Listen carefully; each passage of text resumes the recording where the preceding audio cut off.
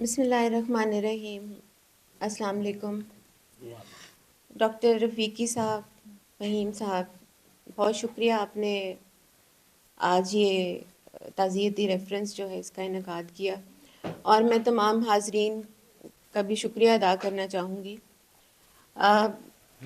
اسلم کمال صاحب کے فن پہ کافی بات لوگوں نے کی، اور میں شاید اتنا اچھا اس پہ بات نہ کر سکوں.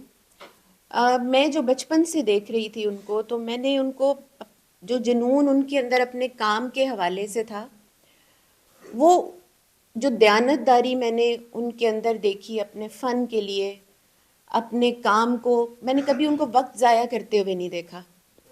جب بھی میں دیکھتی تھی، جتنا ٹائم وہ تندرست رہے، تو اس میں یا وہ لکھ رہے ہوتے تھے، یا وہ کچھ پڑھ رہے ہوتے تھے، یا وہ پینٹ کر رہے ہوتے تھے.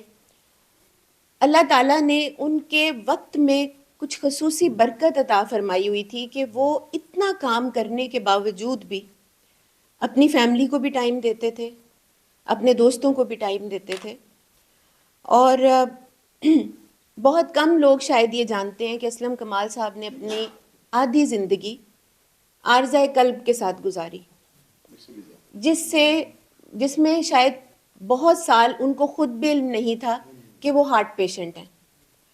2011 میں باقاعدہ طور پہ اس وقت he was being declared as a heart patient, کیونکہ وہ اس دل کی درد کے ساتھ رہنے کے اس قدر عادی ہو گئے تھے کہ انہوں نے اس کو اپنی زندگی کا ایک حصہ سمجھ لیا تھا. تو کچھ طبیعت زیادہ خراب ہوئی تو PIC میں ان کی انجیوگرافی ہوئی، اور ڈاکٹر نے کہا کہ ان کو ہارٹ بائی پاس کی ضرورت ہے. تو ہم نے، ظاہری بات ہے اولاد کو تھا کہ جی یہ اس پروسیس سے گزریں.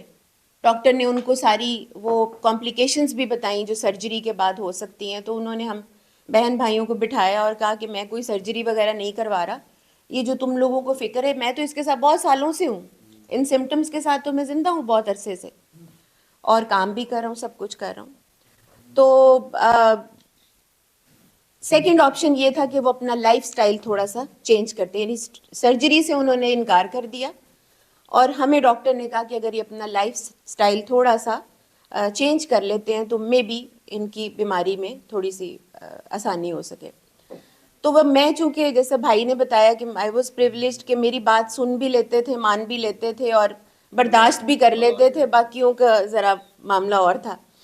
تو میں نے ان کو کہا کہ ابو بس اب آپ نے کام نہیں کرنا، آپ نے اسٹوڈیو ان کا ہمارے فرسٹ فلور پہ تھا، تو میں نے ان سے کہا کہ آپ ایک ہی دفعہ دن میں اسٹوڈیو جائیں گے، آپ گاڑی ڈرائیو نہیں کریں گے، آپ یہ نہیں کریں گے، وہ نہیں کریں گے، آپ نے باہر کم کر دینا جانا وغیرہ وغیرہ. میں نے بہت ان کے ساتھ ان کو حکم نامے صادر کیے. لیکن مجھے ایک دن کہتے کہ بیٹھ جاؤ.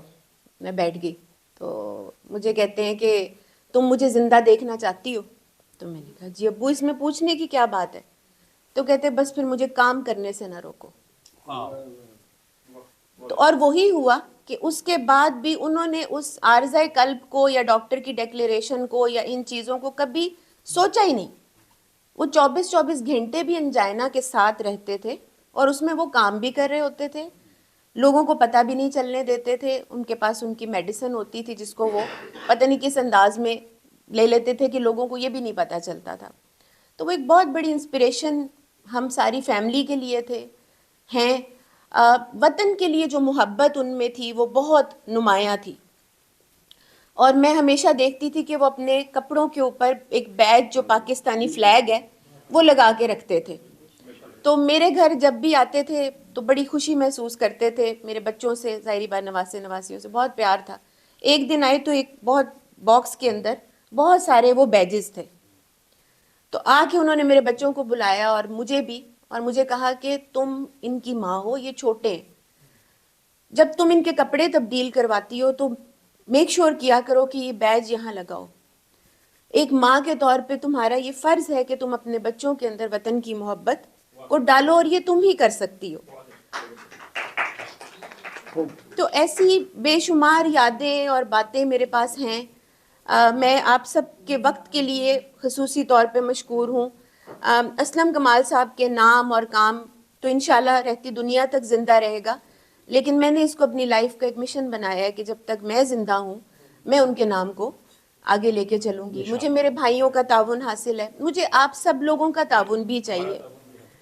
تو جزاک اللہ, آپ سب یہاں آئے, ان کی بلند درجات اور مغفرت کے لیے آپ سے دعا کی درخواست ہے, اور لوائقین کے لیے صبر کی دعا کیجیے گا.